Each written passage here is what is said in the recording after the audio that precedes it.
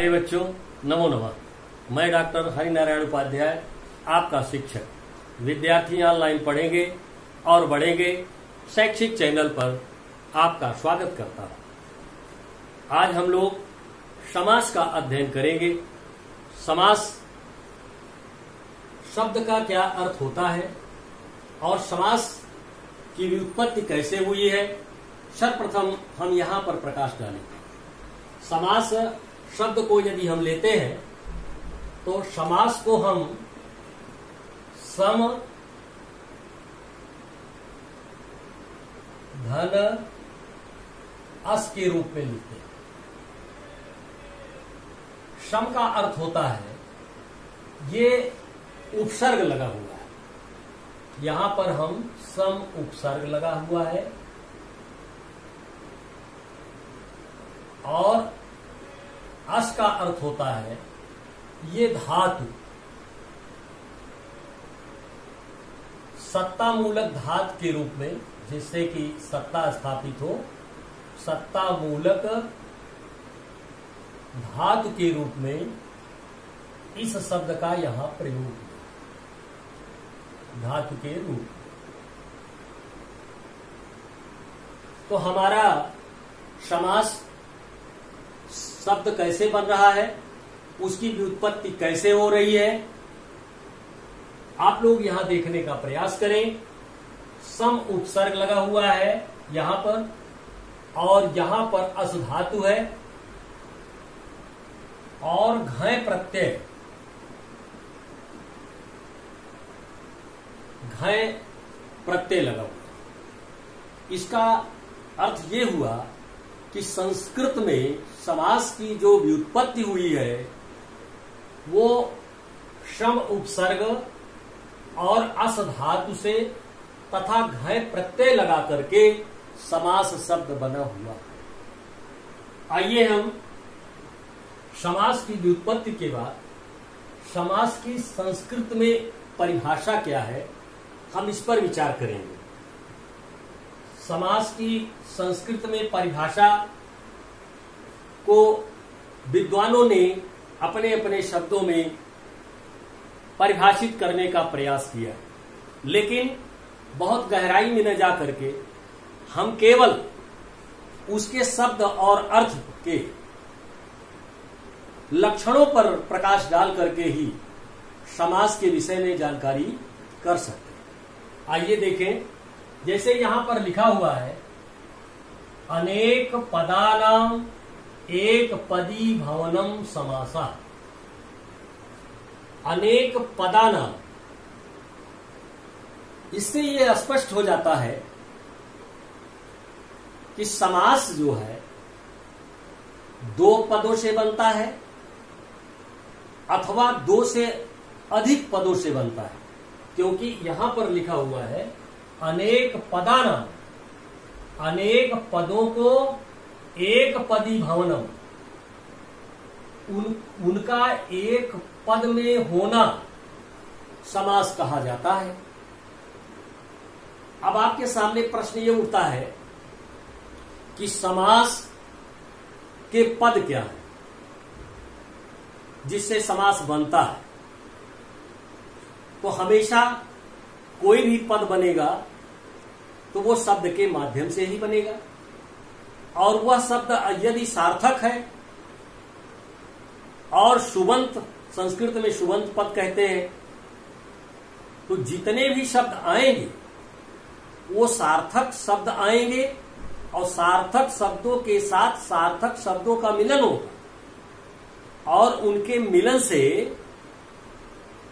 परस्पर में जब वो मिलेंगे तब समास की प्रक्रिया हो जाएगी। इसलिए कहा गया है या तो एक पद होगा या तो एक से अधिक पद होंगे। अर्थात हम इस परिभाषा के अनुसार यही अध्ययन करेंगे कि अनेक पदों का एक पदी होना ही समास कहा जाता है। अब अनेक पदों का होना कैसे होगा, हम बाद में उदाहरण देकर के आप सबको समझाएंगे। शम शनम तत्र समासा, शम सनम तत्र समाशः। सम माने बराबर, हम सम माने बराबर भी कहते हैं। एक ही शब्द के बहुत अर्थ होते हैं। हमने सम पढ़ा है, वो भिन्न भी पढ़ा है, विषम भिन्न भी पढ़ा है और निकट भी पढ़ा है, पास पास में पढ़ा है।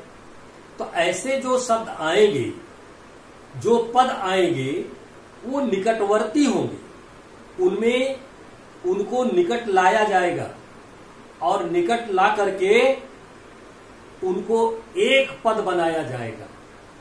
इसलिए यहां पर आया है समसनम तत्र समासः और एक पदीकरणम समासः। अगर मान लीजिए अनेक शब्दों में समास है तो हम उसको एक पद में लाएंगे, तब भी वो समास कहलाएगा। कुल मिलाकर के अंत में अर्थ ये निकलता है, यहां से लेकर के अनेक पदानाम एक पदी भवनम समासः, शमशनम तत्र समासः, एक पदी करणम समासः। ये जितनी भी परिभाषाएं हैं, ये सब हमको स्पष्ट संकेत दे रही हैं कि जब दो पद हो या दो से अधिक पद हो और वो अलग अलग हो, उनका हम एकीकरण कर लें, उनको हम एकत्रित कर लें, एक जगह कर लें, उनका संग्रह कर लें, तब हमारा संक्षिप्तीकरण हो जाएगा। और जब संक्षिप्तीकरण हो जाएगा तो हम कह देंगे कि ये समास हो गया। क्या हो गया? समास हो गया। अब संस्कृत में हम एक उदाहरण देकर के आप लोगों को और सरल तरीके से समझाने का प्रयास करते हैं। देखिए, एक शब्द है, यहां लिखा है सूर्योदय।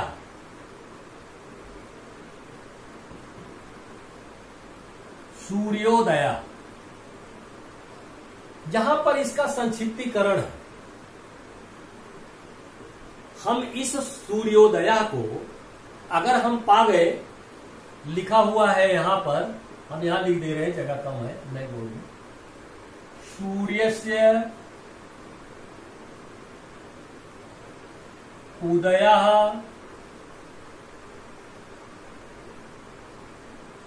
इति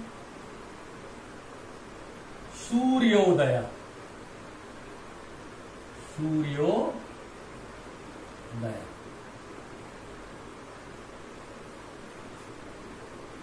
अब इस परिभाषा के माध्यम से बिल्कुल स्पष्ट हो जा रहा है कि यहां पर दो पद थे, एक सूर्य और दूसरा उदय होना। दोनों सार्थक पद हैं। इन दोनों सार्थक पदों को हमने एक दूसरे के निकट ला करके ऐसा मेल करा दिया कि इनका संक्षिप्तीकरण हो गया, दोनों आपस में मिल गए। जब दोनों आपस में मिल गए तो ये हो गया सूर्योदय। क्या बन गया? सूर्योदय। इसी तरह से ये संस्कृत की जितनी परिभाषाएं हैं, सब हमें स्पष्ट संदेश दे रही हैं कि जब दो या दो से अधिक पद हो और उनका संक्षिप्तीकरण कर लिया जाए, उनका संग्रह कर लिया जाए और वह विग्रह में हो, उसे समास कहा जाता है। अभी हम संग्रह विग्रह का अलग से उदाहरण देंगे, आप लोगों को समझाएंगे। आइए, समास की हिंदी में यही परिभाषा हो गई जो मैंने अभी तक आपको बताया। उदाहरण भी मैंने दे दिया, एक उदाहरण भी हो गया। अब हम कुछ पार्ट्स हैं जो समास के देखेंगे कि उनके पार्ट्स क्या हैं, उनके अवयव क्या हैं, प्रमुख अवयव उनके क्या हैं। जैसे हमारा एक शब्द आया राज्ञः पुरुषः।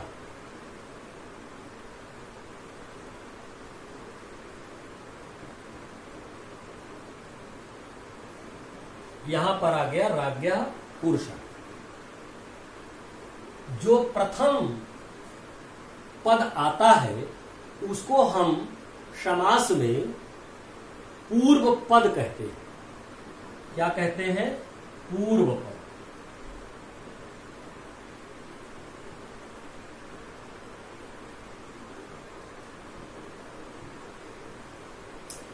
और जो बाद में आता है उसको कहते हैं उत्तर पद। उत्तर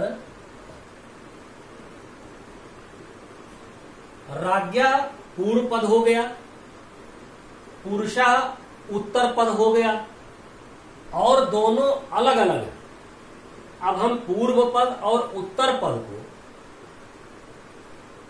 जो विग्रह के रूप में है, विग्रह का अर्थ है अलग अलग होना।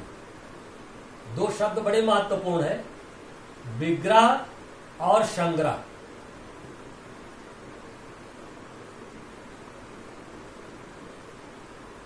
संग्रह का अर्थ होता है एकत्रित करना, और विग्रह का तात्पर्य होता है अलग अलग करना।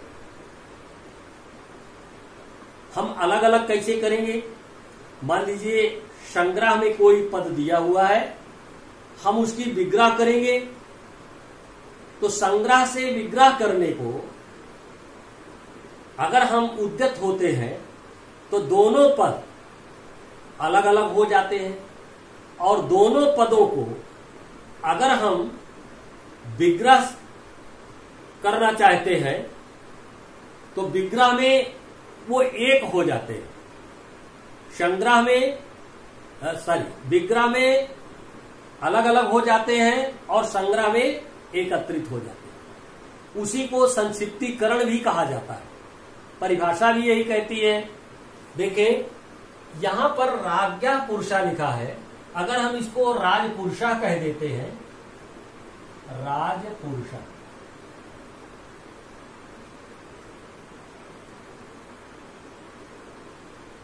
यहां पर राजपुरुषा हो गया। तो जो विग्रह में था उसको हमने संग्रह में कर लिया, और जो संग्रह में है उसको हम विग्रह में कर लेते हैं। तो इस तरह से हम विग्रह पद और संग्रह पद, पूर्व पद और उत्तर पद समझने का प्रयास करते हैं। हमारा तात्पर्य है कि हम तो समझ ही रहे हैं, आप लोगों को हमने समझाने का प्रयास किया।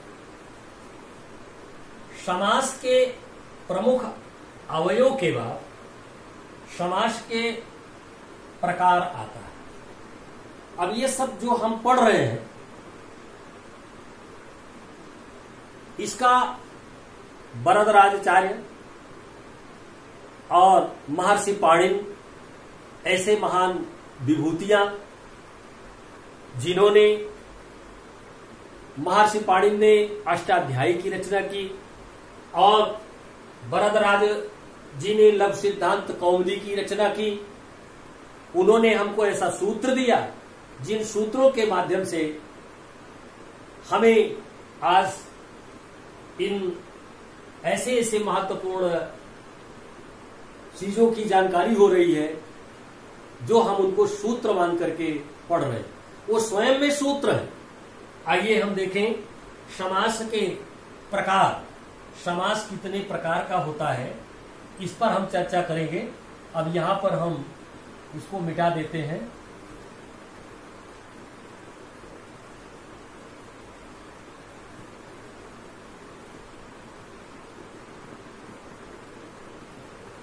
देखिए, मैं एक श्लोक लिखता हूं और उस श्लोक के माध्यम से आप लोगों को क्लियर हो जाएगा कि हिंदी में समास कितने प्रकार के होते हैं और संस्कृत में समास कितने प्रकार के होते हैं। संस्कृत के व्याकरण के अनुसार समास केवल 5 प्रकार के होते हैं। आप 5 पांडवों का नाम जानिएगा, इससे बिल्कुल क्लियर हो जाएगा, इनको भूलना नहीं है। 5 पांडव थे। व्यवहारिक जीवन में हमने महाभारत को देखा भी है, पढ़ा भी है, और यदि 5 याद रहेगा तो संस्कृत में समास के कितने प्रकार होते हैं, कभी भी आपकी परीक्षा में आए तो आप निश्चित रूप से लिख देंगे कि संस्कृत में समास को 5 प्रकार में विभाजित किया गया है, 5 भागों में बांटा गया। अब प्रश्न ये उठता है कि हिंदी में समास को कितने भागों में विभाजित किया गया है। तो हिंदी में समास को 6 भागों में विभाजित किया गया। आइए हम यहां पर देखते हैं इस श्लोक के माध्यम से। पहले हम पढ़ ही देते हैं। द्वंद्वो दिगुरपि चाहं मदगेहे अव्ययी भावः तत्पुरुषः कर्मधारे एनाहं यस्यां बहुव्रीहि। द्वंद्व का तात्पर्य होता है 2। द्वंद्वो दिगुरपि, 2 हूं और संख्या में भी हूं, लेकिन मदगेहे मेरे घर में अव्यय भाव, यानी जो वस्तु है वह वैसे ही बनी रहे, उसका खर्च न हो, उसी रूप में बनी रहे। यह किसी पुरुष का बहुत अच्छा विचार है, लेकिन क्या आप इस विचार से सहमत हैं कि आप के घर में जो चीज है वह वैसे ही उसी रूप में बनी रहे, रुपया पैसा धन वो कभी खर्चा ना हो? क्या संभव है? आपको कुछ करने की जरूरत है।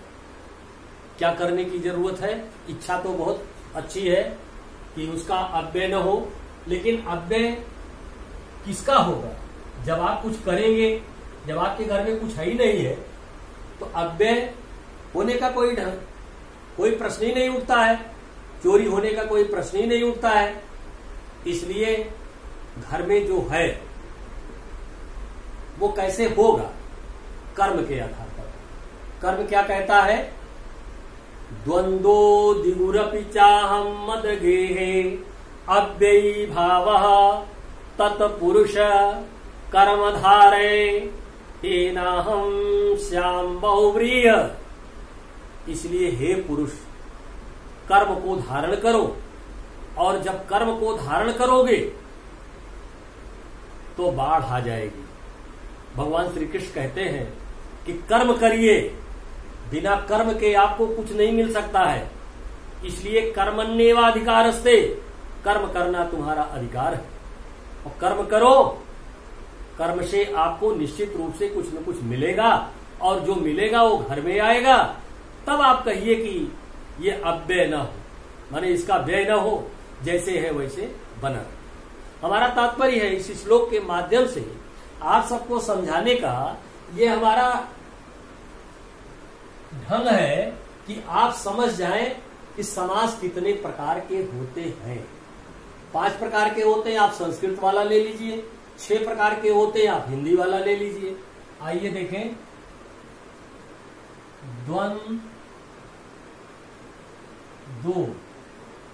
द्वंद्वो दिगु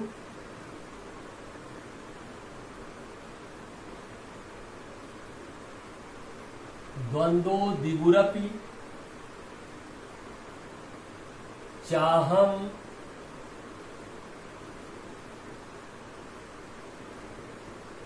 यहां पे लिख दे रहे हैं मदगेहे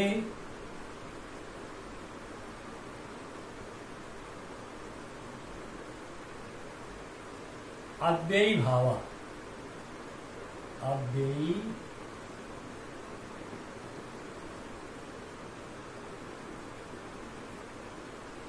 अव्ययी भावा, ये पहली लाइन हो गई।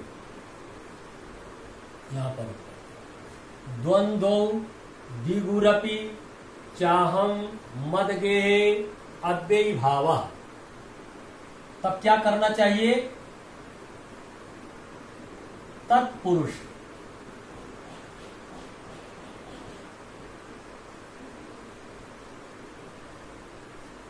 इसलिए हे पुरुष कर्मधार है, कर्म धारय, कर्म धारय, कर्म धारण करो। द्वंद्वो दिगुरपि चाहम मदगेहे अव्ययी भावा तत्पुरुष कर्म धारय एनाहम।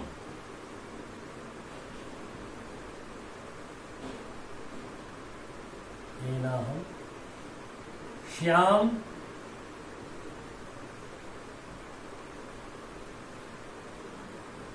बहुब्री।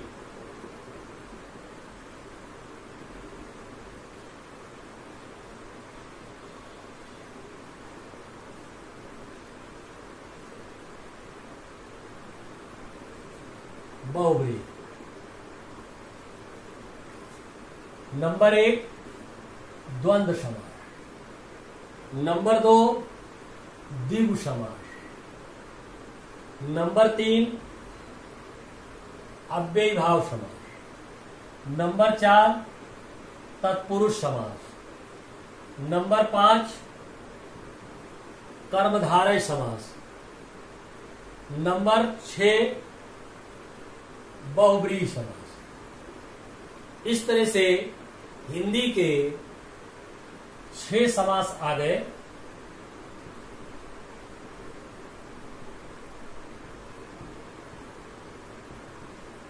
और संस्कृत में 5 समास, एक घट जाएगा।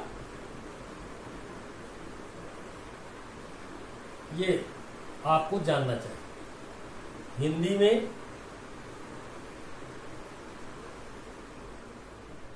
और संस्कृत में